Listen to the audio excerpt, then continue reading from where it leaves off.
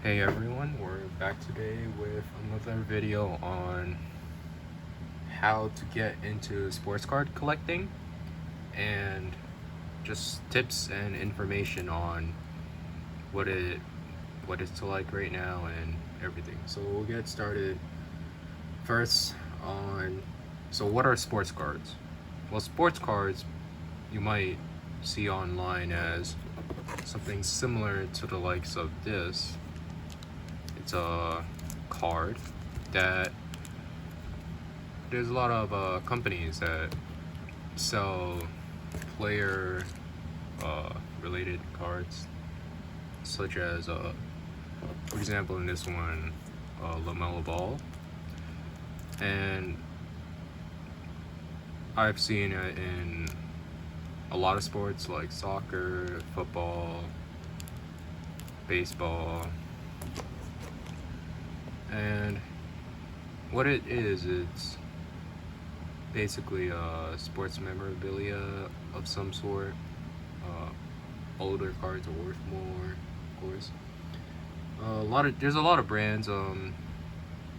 For basketball, it's mostly Panini that makes them, and they also make NFL cards. I believe that Topps makes baseball and soccer. I don't know much about other sports, but that's normally it. The most popular ones are basketball,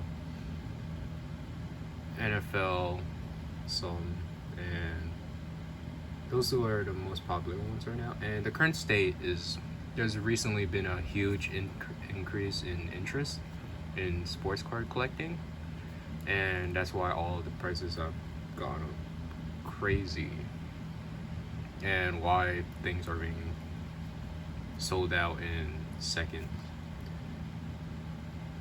Now we're gonna talk about differences in packs, cards, boxes, and the most common boxes in sports cards will be hanger boxes and blaster boxes and mega boxes. They usually contain they go from hanger to blaster to mega. That's the number of cards in order, and usually mega boxes and blaster boxes are the most popular. Now there's also the more expensive version of sports card boxes, which is called hobby boxes, and those are considerably more in value, but they also have higher chances of hitting a really good or really great autograph card, and they usually uh, guarantee multiple autos. Now, where to buy sports card boxes and such. Now, the most popular one right now is online at retail stores, and that includes Target, Walmart. Those are the two major ones everyone's going for. And in stores, Target used to sell sports cards in stores, but I believe they have a new policy which they have not allowed sports cards to be sold in stores because of an incident where someone was hurt, I believe, by someone else for the sports card boxes, which is crazy to think of. And you can also buy these boxes at your local card shops, which is called LCS, in abbreviation, and your local card shops will most likely sell these boxes above their retail price. they also get stock regularly from distributors, and they it's it's almost always going to be more than what you're getting retail at Target or Walmart. Now, when you're getting into sports card collecting, there's a couple of ways you can go about it. The first way is, if you're solely doing this for investing and long-term value, then the best option is, I'll just give you an example. Here, I have a LaMelo Ball rookie card.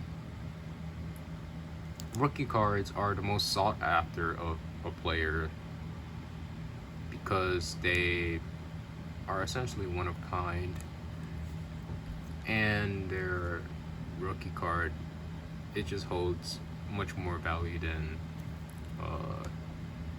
a card that would be released 5 years from now.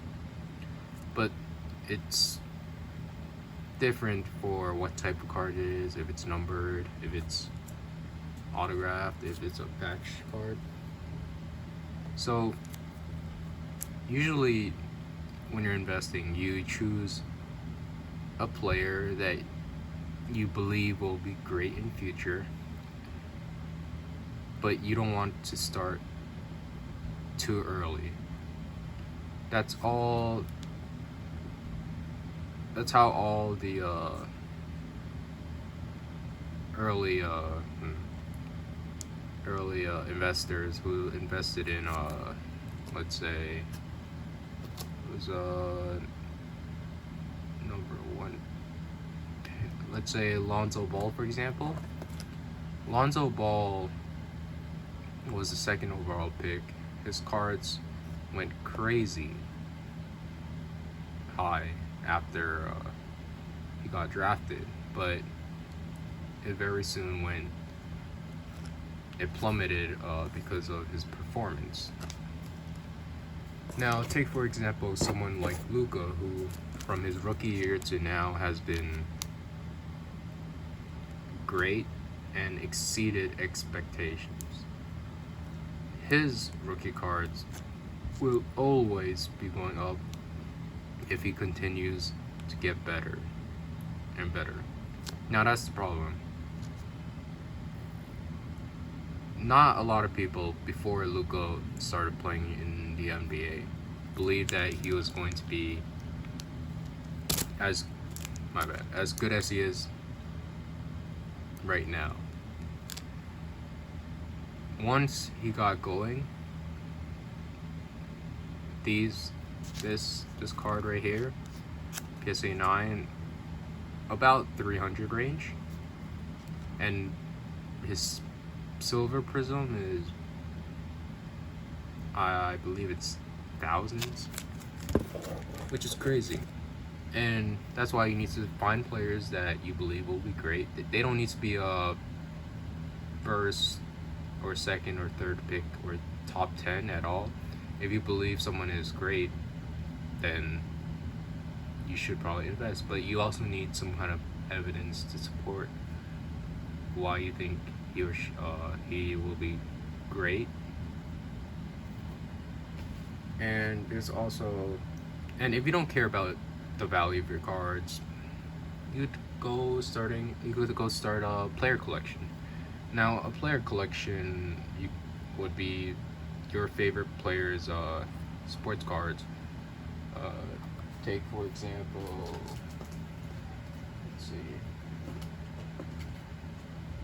let's say your favorite player is Jimmy Butler. You would start collecting all types of Jimmy Butler sports cards, autographs, jersey patches,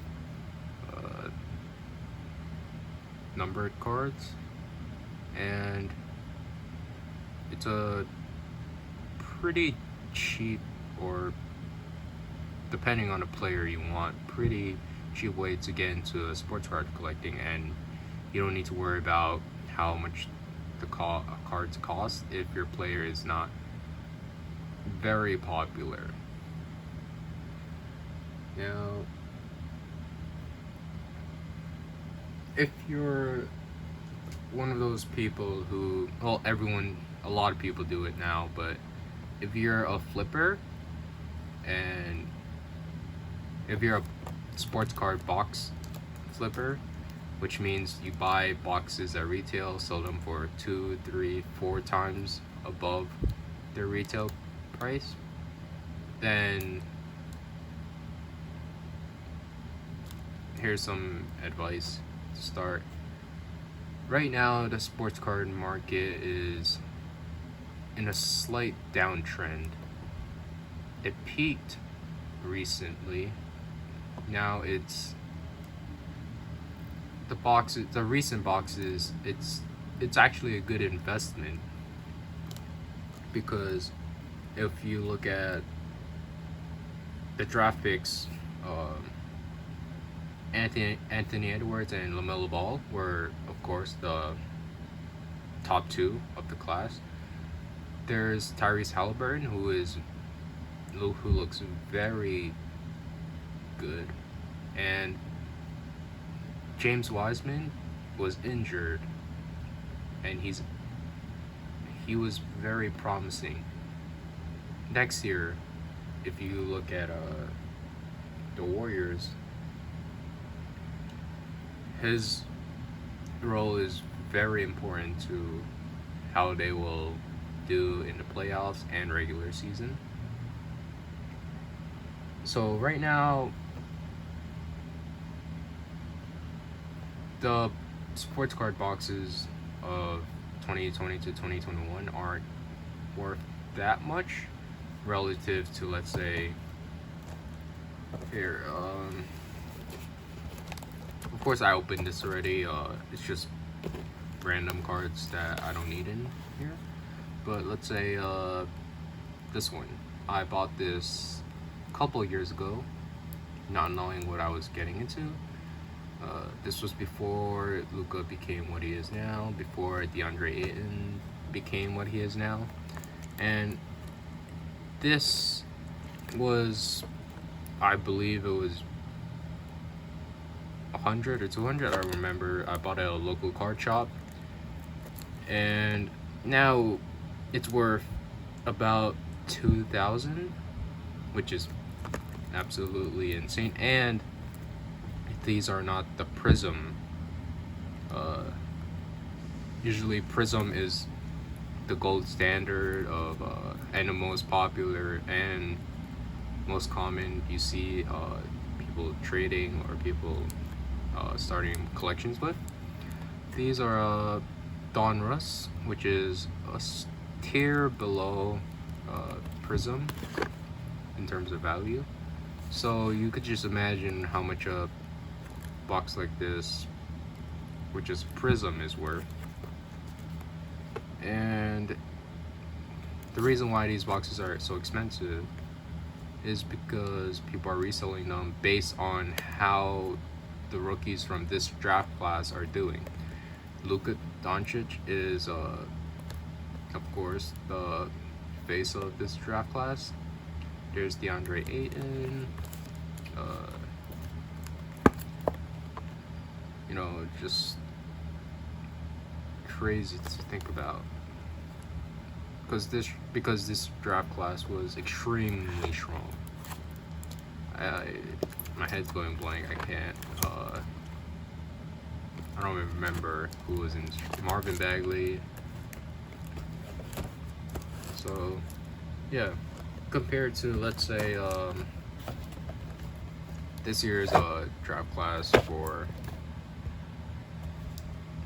the Panini Prism multi-pack box, this is around 300, 350 ish. But these will probably go up in value based on how the rookies from this draft class are doing. So if LaMelo Ball gets to, let's say, Luka's level in terms of let's say 1 or 2 years, to be optimistic, and Anthony Edwards becomes one of the let's say top 5 scorers in the league, these will drastically go up in price. And let's talk about cards right now.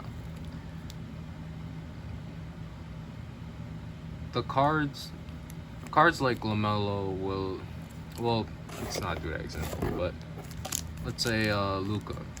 If Luka wins, is about to win a championship, his cards will increase in value.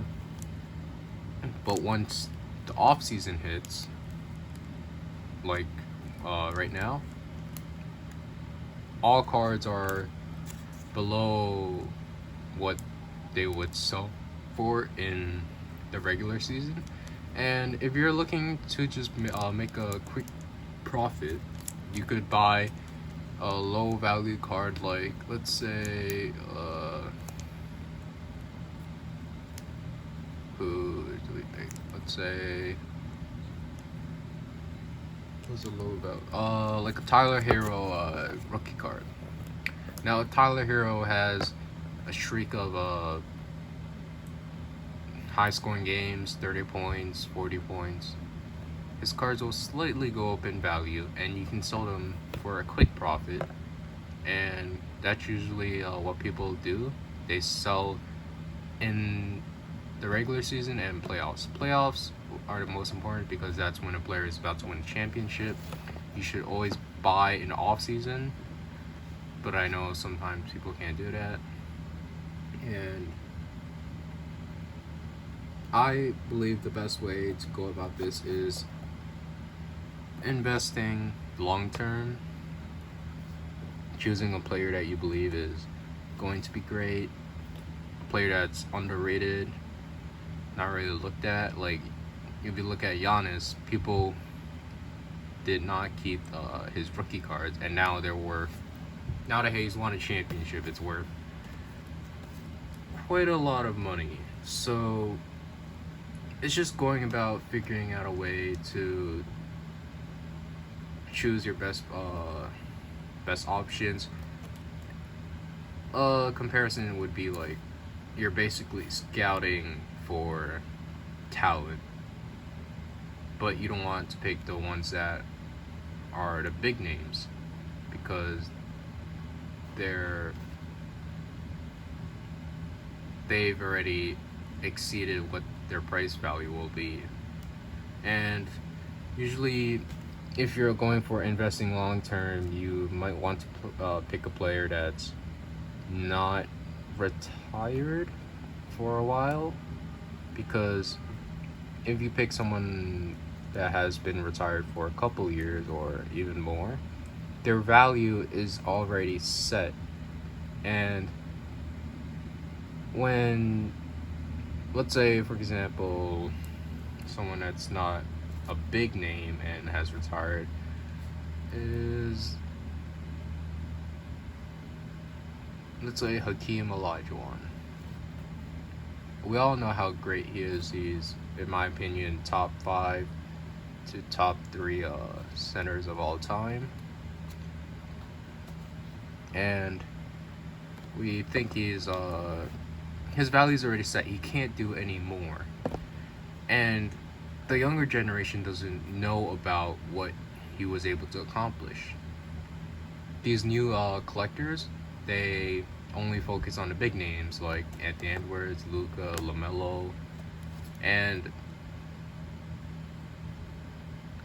all these cards are actually worth more than what a Hakeem Olajuwon card is worth, because these new collectors are buying, are more interested in these modern NBA players. And yeah, that's pretty much it for now. I apologize for not making a box review video.